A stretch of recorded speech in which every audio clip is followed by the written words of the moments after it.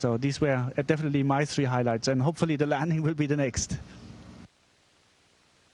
I think for me, just the simple act of looking out the window is probably the highlight of up here, and that's something I try to do every day, every night, and whenever I have the opportunity, because it's just something you really want to relish as much as you can. And so that for me has been the highlight, and far exceeded. I mean, I think I academically understood what it would be to look at the Earth, and you can look at it on a computer, you can look at the HD cams on the NASA feed of what it looks like, but to actually take that in with your eyes, it's pretty overwhelming. I think for me, the most impactful thing has been the opportunity to work not only with our crew, but the amazing flight control teams all around the world. It's an incredibly fulfilling experience to be part of such a mission-driven organization who's accomplishing so much every single day. And when I look back on the things that we've had the honor and privilege to be a part of over the last 5 months, it gives me goosebumps every time I think about it. And this crew is just really special. We all really love each other, and we've had such a fabulous time up here. We, of course, miss Mark. We had 5 months up here with him as well, and just had a phenomenal time enjoying this experience together. And I'll just add in there, I was a bit surprised to find out how emotional I got when I got to see my crewmates see space for the first time and watch them look out the windows. I suited them up for their first EVAs, and how protective I felt and how emotional it was to see them go out the hatch. I had a hard time getting any work done. I was going window to window to watch them and make sure they were okay. And of course, they did a fabulous job. So that's been a hugely fulfilling and wonderful experience to have 3 crewmates. I mean, they've gone from being rookies, and they inspire me every day now when we start the workday. We're acting like veterans in the first couple of weeks, and that's been a hugely wonderful thing to witness. And our next question comes from Chelsea Goad with Space.com. Hi, thank you so much for taking my question. My question is for the rookies on board who are no longer rookies. How would you all feel about returning to station? Obviously, I can assume, but would you all want to fly on a return mission to station? And if and when you return, what would you do differently, whether that's the food you request or the way that you schedule your time? How would you do things similarly or differently next time around?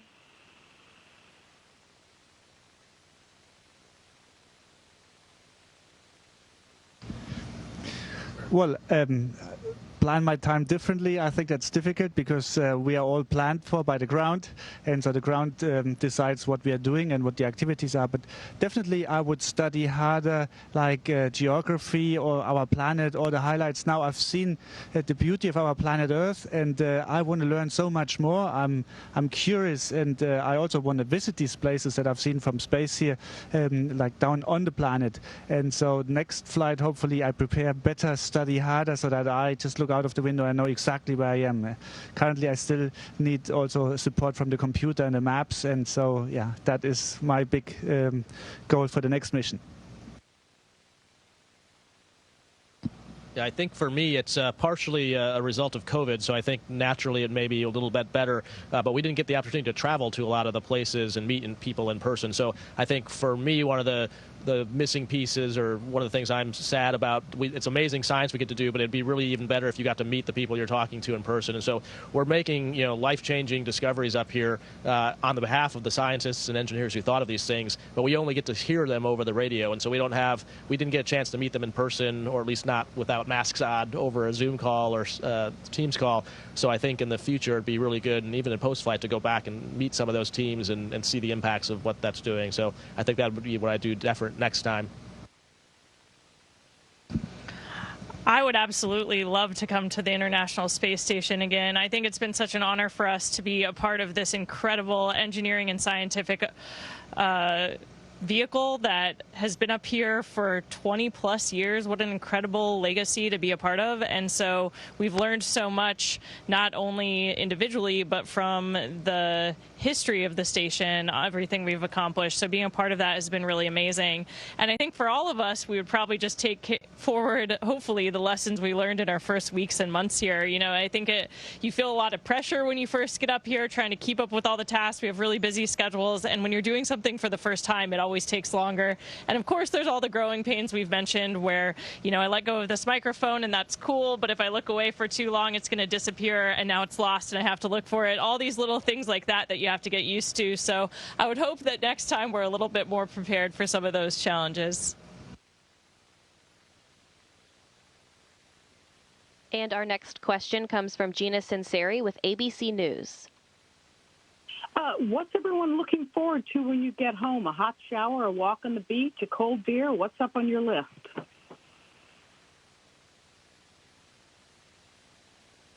Yes.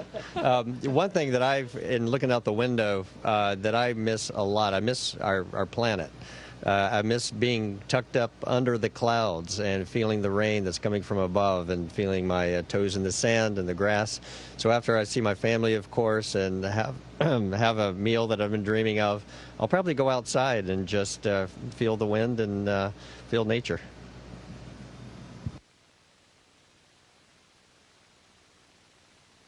And our next question comes from Stephen Clark with Spaceflight Now.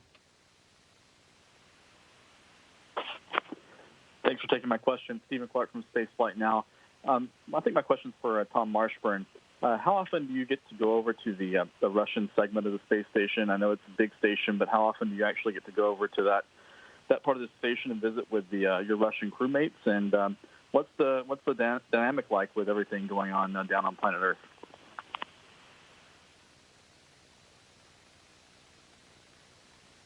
Yeah, actually, I mean, it's open traffic between the two areas of the module, the Russian segment and the USOS. So every day we go over there, and we often have a meal, usually have a meal together at least once on the weekend, maybe watch a movie together.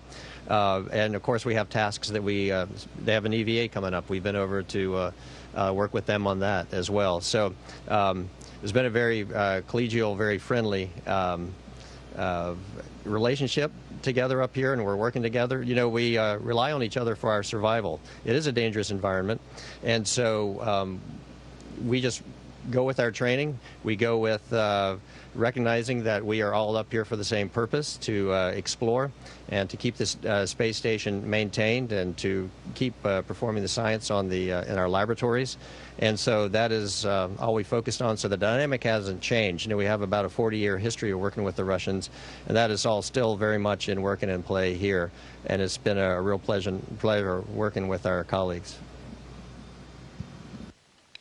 Our next question comes from Bill Harwood with CBS News.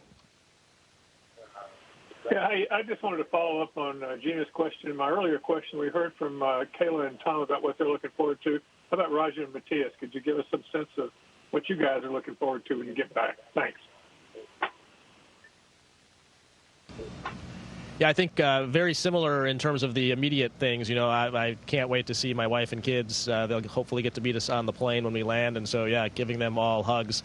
I think, you know, I get goosebumps just thinking about actually that moment of getting to see them. I mean, just seeing the pictures of my kids, how much they've grown in 6 months since they're younger. It's pretty amazing and makes you realize how much you've missed. I think beyond that, I think what I'm most looking forward to is getting back to work. I mean, there's a whole Artemis program going strong, and, you know, we should be seeing that first one launch shortly after we get back on the ground, and all of us are going to be doing different jobs with exploration, both, you know, maintaining this lab, but also working on exploration and working on the Artemis program and all the elements for that. So there's a whole lot of testing, development, and building going on, and yeah, looking forward to getting our hands dirty in that. For me, it's the same. It's like I'm looking forward to see my family and my friends again, and just like being with them, but also being outside, smelling planet Earth. Because up here we are in a laboratory, so basically the air here is always filtered and the smells are very limited. So I'm looking forward to, again, to the richness of nature, to also being exposed to the wind, the sun, jumping into water, swimming. What I'm looking least forward to is gravity, because I think like the first few days or maybe even the first few weeks we need to learn again how to adapt to gravity. And so once this is over, probably I can enjoy again fully planet Earth. All right, that's all the time we have for today. Crew 3, we can't believe you're in the home stretch of your mission, and we're looking forward to having you back here on Earth. Thanks for all of you who tuned in and asked questions through our various platforms today. We'll see you next time. Station, this is Houston ACR. That concludes the event. Thank you to all participants. Station, we are now resuming normal operational audio communications.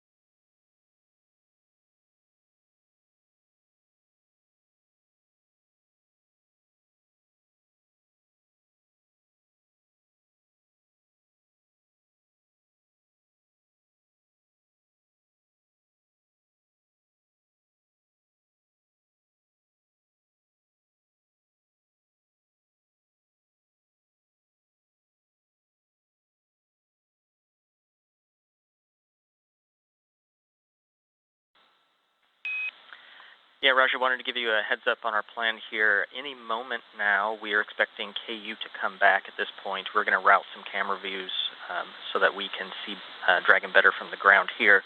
At 12:23, so about 1 minute from now, we are expecting to get a video feed from SpaceX that will just come to NCC Houston over here. That's going to last about 5 minutes. Our plan is we are going to check the alignment, make sure that Dragon is in good position. As long as those checks work, we are going to press ahead with the docking attempt. How copy so far? Okay, copy. About 12:23, you guys will get video to MCC for about 5 minutes. You guys are going to check the alignment on the ground, and if you're happy, you'll plan to press ahead.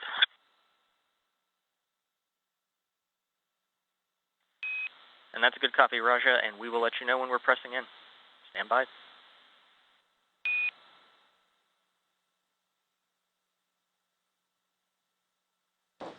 Dragon, Capcom, Scott's on Dragon to ground. I'm sure you copied all on the big loop. Stand by. We're zipping up a plan here, and I'll let you know before we command resume.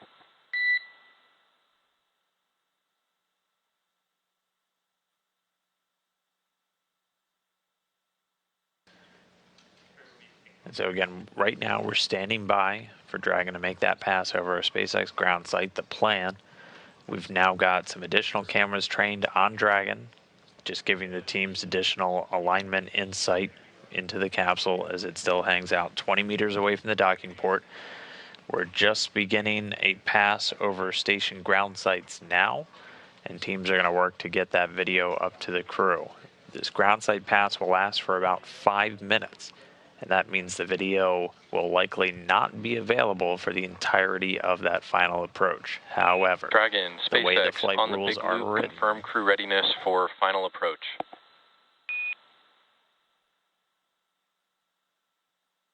SpaceX Endeavor, copy all. We're ready. Visors down.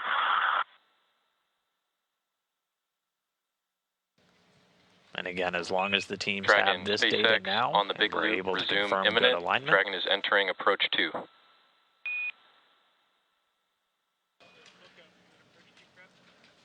And Dragon's flight computer getting into approach